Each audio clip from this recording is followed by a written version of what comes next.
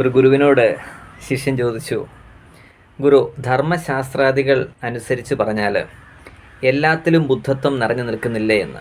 എന്തുകൊണ്ട് അവർ തിരിച്ചറിയുന്നില്ല? ചെടികളും പക്ഷികളും മൃഗങ്ങളുമൊക്കെ അറിയുന്നില്ലേ? പിന്നെ എന്തുകൊണ്ടാണ് അവർ അത് തിരിച്ചറിയാത്തത് എന്ന് ചോദിച്ചു.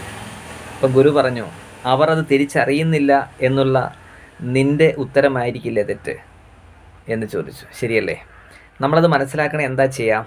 തീർച്ചയായിട്ടും നമ്മൾ അറിയണം, അവരിൽ ഒരാളായി തീരണം, അവരുടെ ഭാഗത്തേക്ക് ഇറങ്ങിച്ചെല്ലണം. ചെന്നതിന് ശേഷം അതിനകത്തേക്ക് ഇറങ്ങി മനസ്സിലാക്കുമ്പോൾ മാത്രമാണ് തീർച്ചയായിട്ടും നമ്മളതാണെന്ന് മനസ്സിലാക്കണത്. അവരുടെ തലത്തിലേക്ക് ഇറങ്ങിച്ചെല്ലണം. അല്ലാതുള്ള ജഡ്ജ്മെൻറ്റുകളൊക്കെ തന്നെ തെറ്റായിരിക്കും.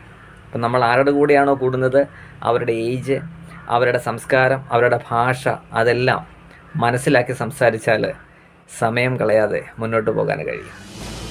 Have A nice day. Thank you.